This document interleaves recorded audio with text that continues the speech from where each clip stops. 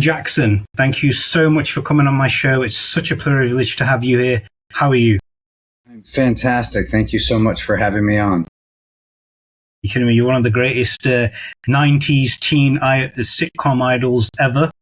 And I grew up on California Dreams. I even had one of your co-stars on my show about a couple of years ago, Mr. J. Anthony Frankie. And if he's listening, a big shout out to him as well. One of the most amazing individuals ever. So cool. He's just as cool in real life as he is playing Jake Summers. Just wish he had the leather jacket at that time as well. Yeah. And you're just as cool as Mark Winkle. Oh, you were Winkle good, and then there was Winkle bad, as they would say as well. They would, yeah. Yeah. Because you would announce it. Hi, I'm Mark Winkle, the good Winkle. Good Winkle. Yep. It's a regular thing. Yeah, I can imagine. Yeah, I can imagine. But I grew up on that show. It was without a doubt, it was one of the best teen sitcoms ever because it touched a lot of real life issues, from steroid use to smoking to parents being separated to exams, peer pressure, fitting into new environments like your character did as well, overcoming stage fright, again, your character as well. And I have to be honest with you, it was one of those shows that I was so sad when it ended. I was like, no, this can't end. They got to go on for a few more seasons. But then it's like, no, they got to go off and graduate and go to university, college, as you call it in the US. But in all honesty, Aaron Jackson, it's such an honor to have you on the show. Thank you. Thank you. Thank you for having me. Yes. So what I'd like to do first for all my guests, it's part of my faith, it's a part of my culture that when somebody takes the time out for you, you have to do three important things. So number one, I'd like to make prayer for you, that I pray that everything goes good for you in your life, that you're achieving everything that you're doing, and whatever you do, you're striving for, you become extremely successful with it. That goes for all your loved ones, whether it's acting, education, or everything that you put in your mind to, that you achieve it and more success follows your way. Amen. I'd like to do that. Amen. Thank you. Thank you for that. You're welcome. You're welcome. Number two, I'd like to say congratulations on all your accomplishments, acting, landing in one of the greatest roles in one of the best sitcoms of all time. Yes, it is. And teaching drama school as well. And congratulations on opening your school as well. That's such an accomplishment. Congratulations on everything. Thank you. Thank you. I'm a school teacher as well as an acting coach. So it's been quite the journey since the show, but yeah, thank you. But it's been a good journey, I should say. Yes. I've been following the work, and I have to say I'm really proud of you, and I hope it all goes good for you. Thank you. You're welcome. And third, a very important question, probably the most important question of all the podcasts, because my show is called Chat Over Coffee. In case we meet either in the UK or I'm in the US, how do you like your coffee?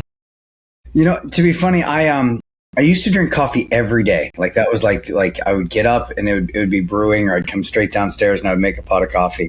I try not to drink much coffee anymore. I mean, not that this is a better alternative, but but if I was gonna have a coffee, it would be cream and sugar.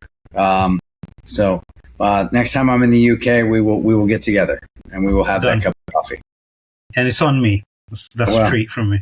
Not necessary, but thank you. Where in the UK? No, come on.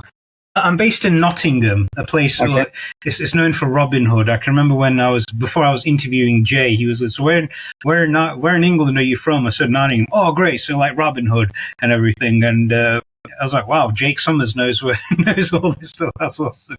We'll be in the UK the last week of July through the first week of August. So awesome. Whereabouts are you going to be, if you don't mind me asking?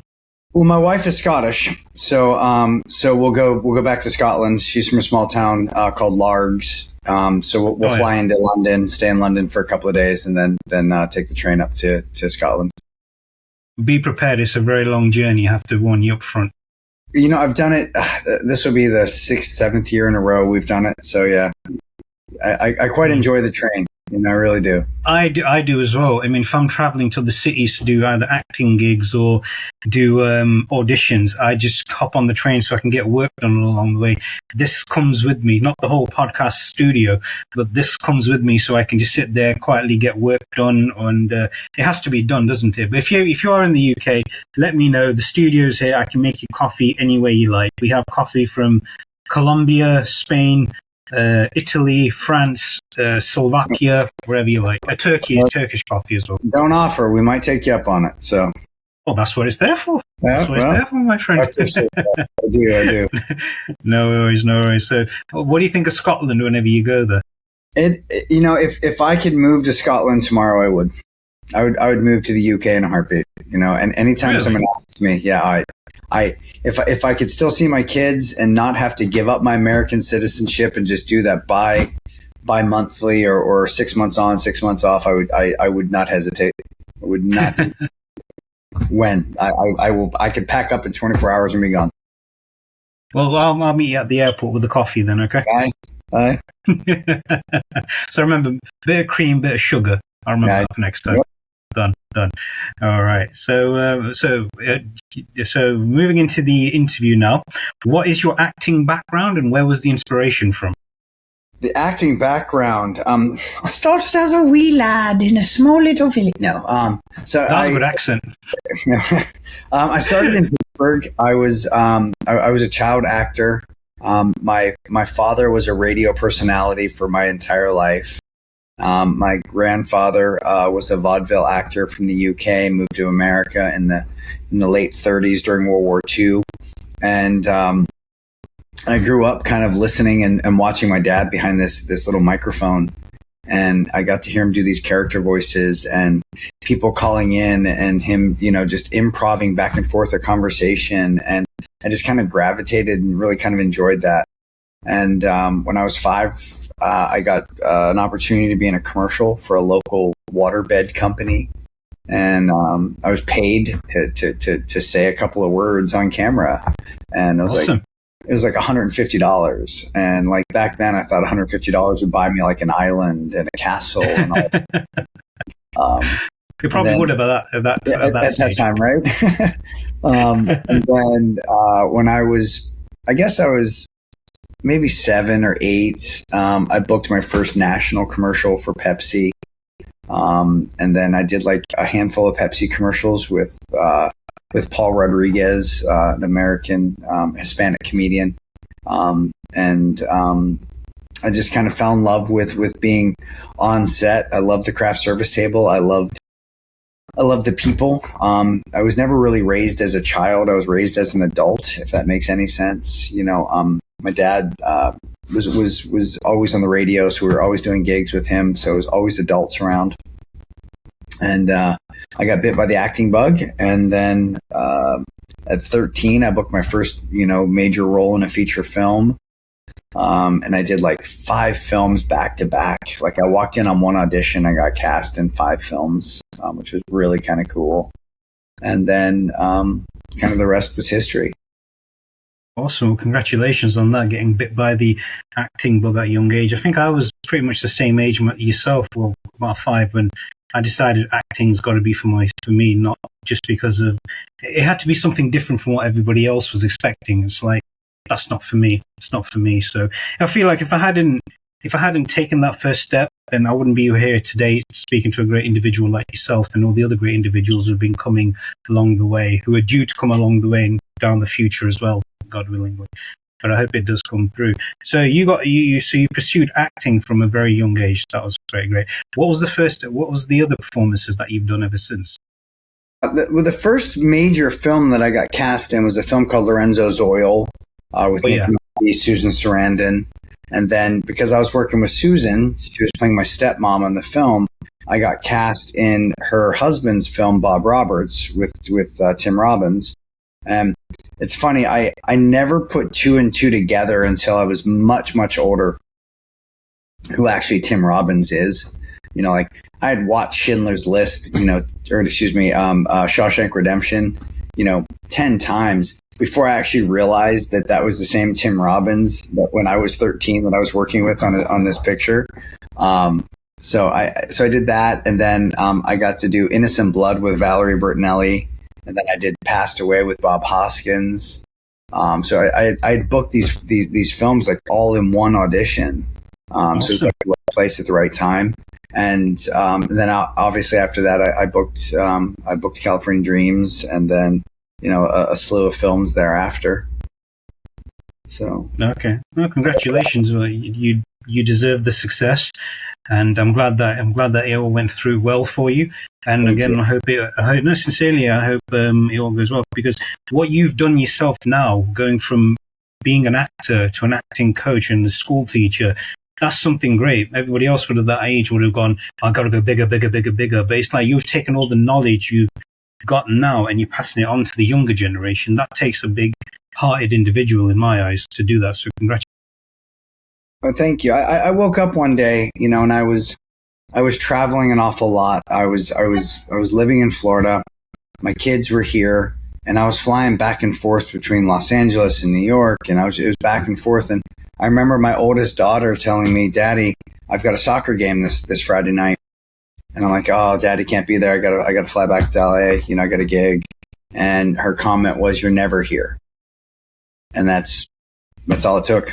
It's family's got to come first, and the road of being an actor. The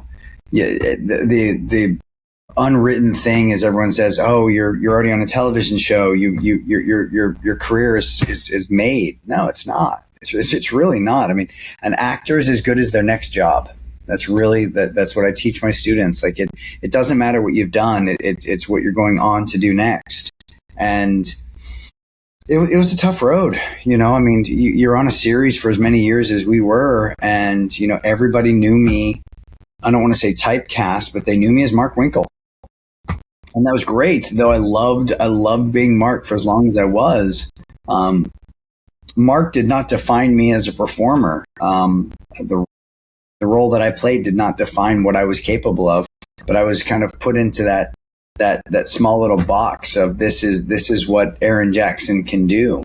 So it was a tough road after that to book, even though I was on the cover of every teen rag that there was, and I was doing talk shows, and my show was streaming on TBS and TNT and USA and Warner Brothers and NBC at the time. And, in the UK, we were on the Trouble Channel, we were on BBC, we were all over the place. I mean, we were in, 30 countries and dubbed in all these other languages, but yet it was still tough to book another jam. It really was. Yeah. No, I can imagine it was, because it happens to a lot of actors from a very young age where, for example, Dustin Diamond, who everybody remembered as Screech, you met him once, didn't you? I can remember a picture. There was quite a few of you. Dustin and I stayed in touch for a lot of years. Before Dustin passed away, he actually lived less than 3 miles from me here in Florida. So, okay. So Dustin had a very, I say I had it bad. I had a cakewalk in retrospect to what Dustin had. As Screech, he literally got typecast as Screech for the rest of his life. He did, yeah, because he was the only actor from the whole series who did every single Saved by the Bell show, from the original Good Morning Miss Bliss to the actual, everything. It just went through, because everybody looked at him and think, you're never going to be, Dustin Diamond's not there anymore. It's Screech Powers. That's what everybody always remembered him as. And it's harsh, especially for an actor that young. And I think he was extremely talented, a very talented individual. And it was sad that it happened. But, may he rest in peace and everything. Amen. Wait, they were filming Saved by the Bell, the new class. Yeah. When I got cast on mine, Saved by the Bell new class had just cast Christian, Jonathan, Tatiana, and then somebody else on the show. And then Christian recently passed away, which was a shame as well. So Dustin was there the entire time, when I was on Dreams, so he was a regular staple around our. He had a terrific sense of humor from all the things from playing that character. He truly did. I mean, tell you the truth, it was kind of funny how it was kind of good thing that California Dreams wasn't a complete copy of Saved by the Bell. You had obviously Sly, Michael Caine, and but he wasn't as Screech as everybody would have pictured him to be. He's kind of like Screech in a way, but he wasn't kind of like that. So one of the most important questions is, how did you get casted in California Dreams, and what was your first day like on set? How did I get cast? I was auditioning. I had just moved to LA. I moved to LA I remember this so vividly. I moved to LA. I got there January 11th. And I had met with a little lady by the name of Beverly Dean, and she owned this management company called Dean Management. And I remember walking into her condominium office / house, like she was working out of her house, which back then I thought was very weird. Now here's me, I work out of my home. But back then it was weird to walk into someone's living room, to go through their living room to get into their office. And anyway, so I remember sitting in her living room, and there was this young man by the name of Kevin Sorbo. No one really knew who Kevin Sorbo was. And this other guy by the name of Jim Caviezel.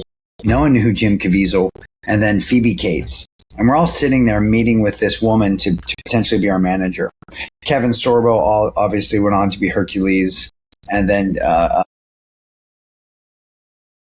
Jim went on to do what Jim did. I mean, passionate.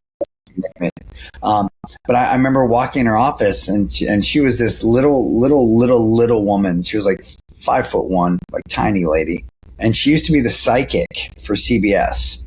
Like she'd go in there and she would read a script, and somehow psychopath, whatever, she would come up with whether or not the show was going to make it, and whether or not they would pick it up as a pilot and all this stuff. This management firm, I didn't have a pot to pee in or a window to throw it out of when I moved to LA. So I'm like, if this woman's willing to take me on as a manager, cool.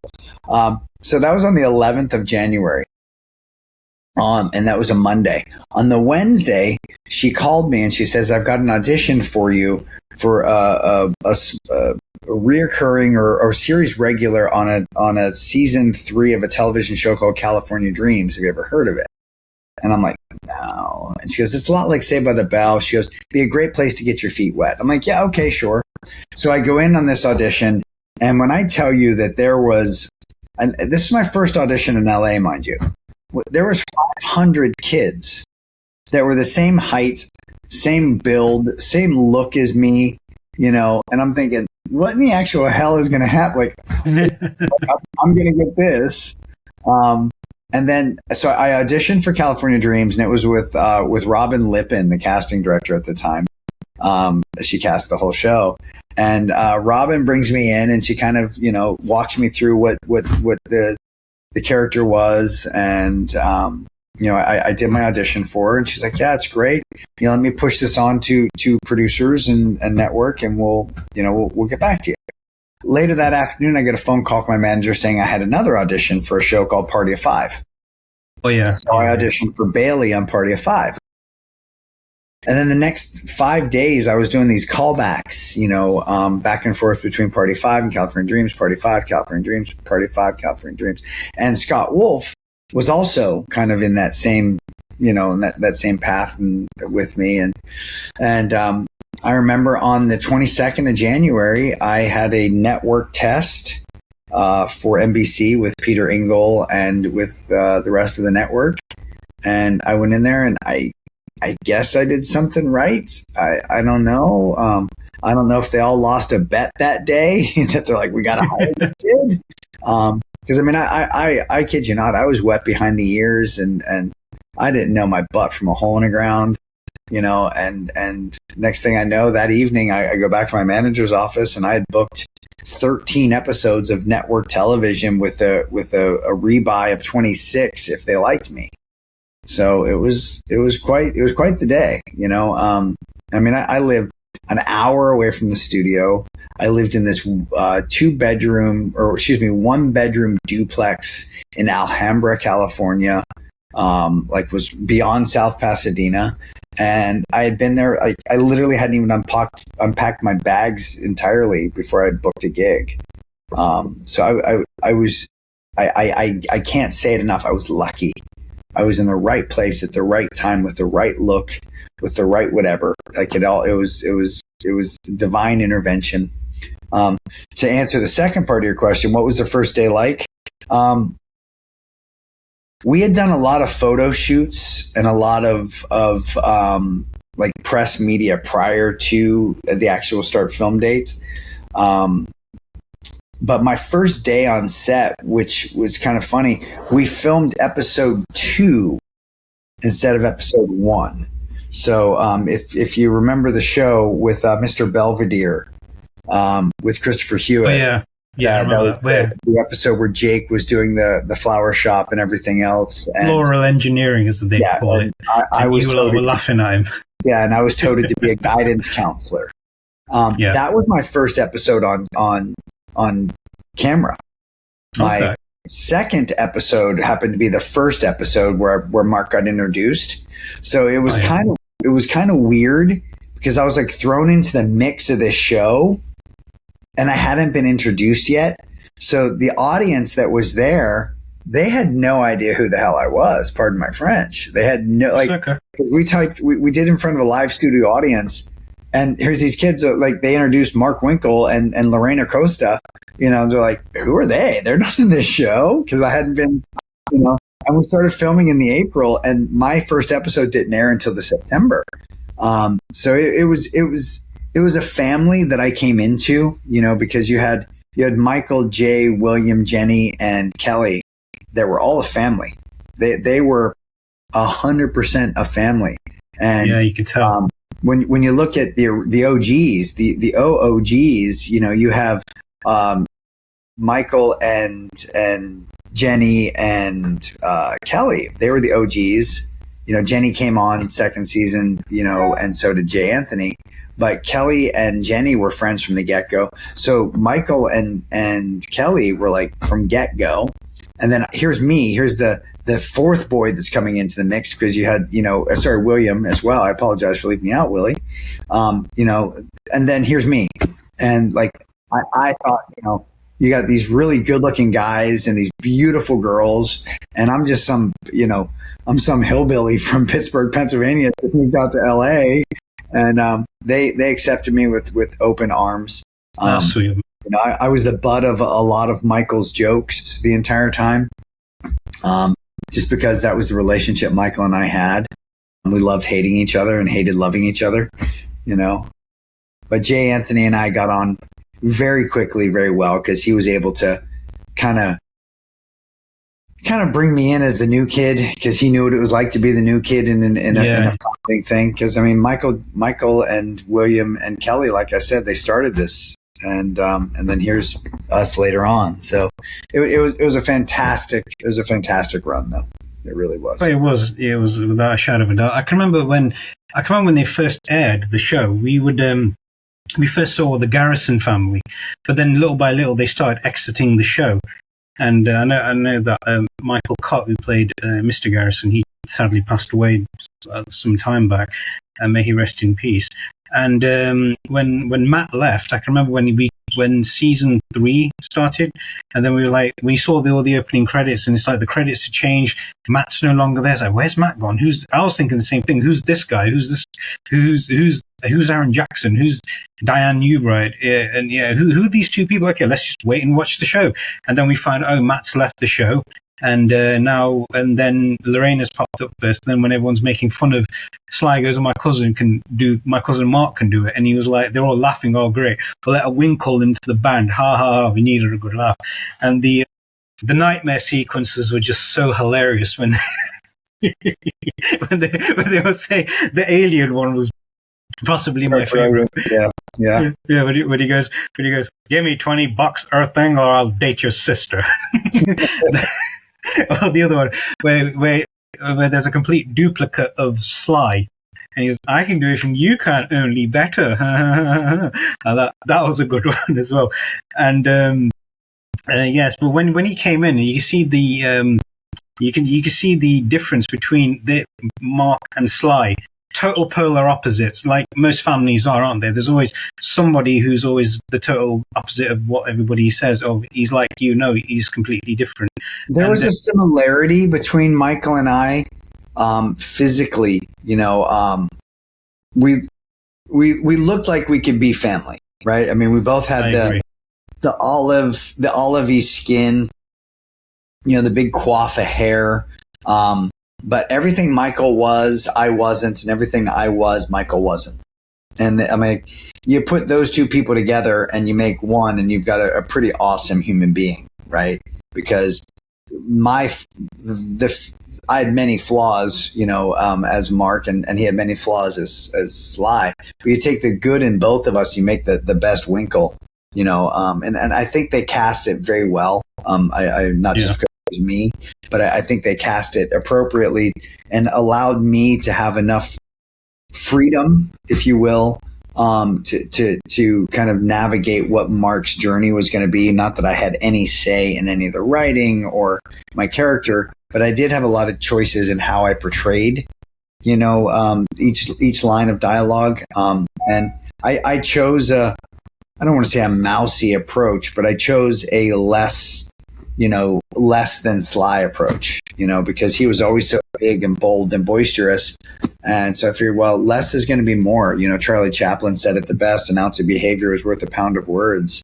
So I kind of adapted that. So yeah, it was fun though. It really was. Yeah, you can tell the way the show was portrayed. You can tell all the actors get on with each other offset as they do on set. Because if you can't get on with your co-stars offset, it's next to impossible bringing that on set. Because having worked in acting myself, when you see a lot of people getting into arguments, there's a lot of profanity being thrown at one another. There's almost fist fights being thrown in, and you got to jump in and stop it all as well. And it's like, look, we're here to do a job. We're not here to worry about who's got the bigger ego. We all got to get on with this in order to make all this work. You have people quit and then replace, but that's what happens, isn't it? It's part of parcel, isn't it? We were best friends on and off camera.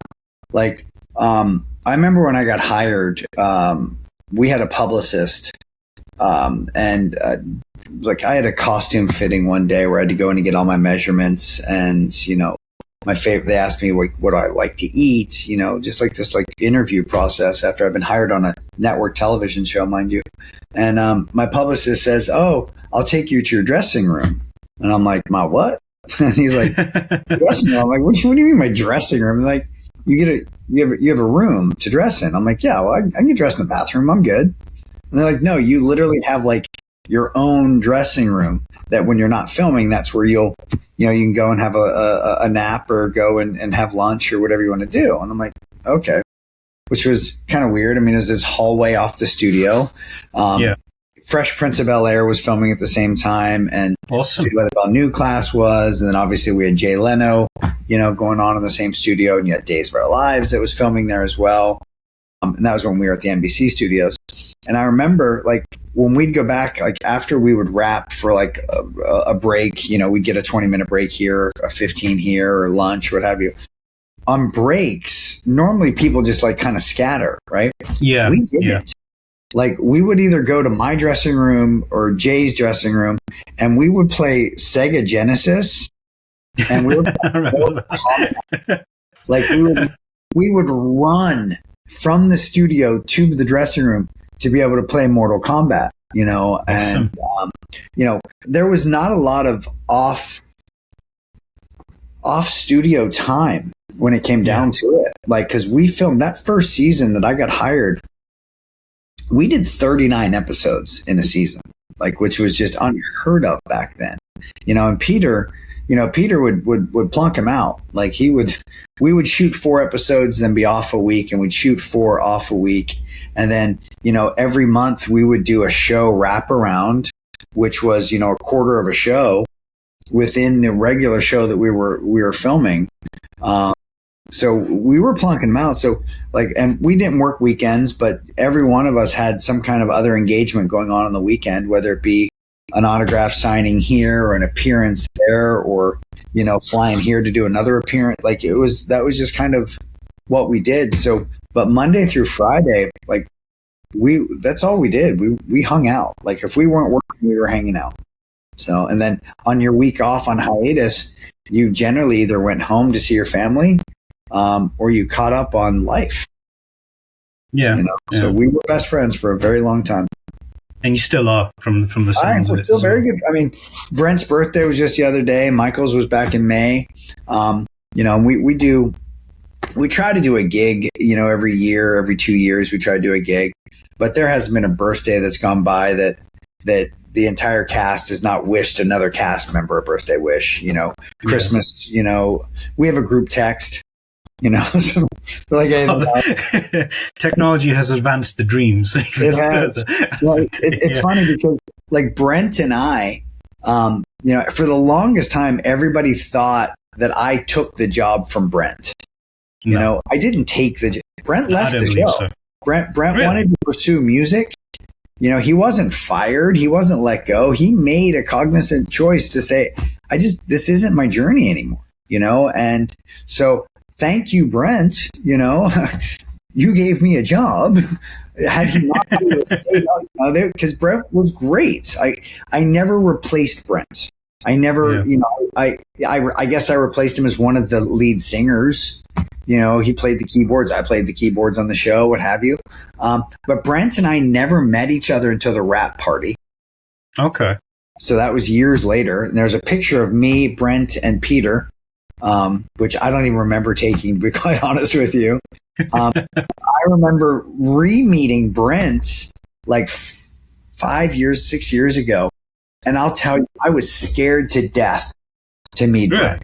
So like my stomach was in knots. I'm like, you know, he probably thinks that I hate him, or I know he hates me because everyone thinks that I stole his job, and I'm sure he thinks that I told everyone that I'm better. Like I'm the furthest thing from talking smack about anybody.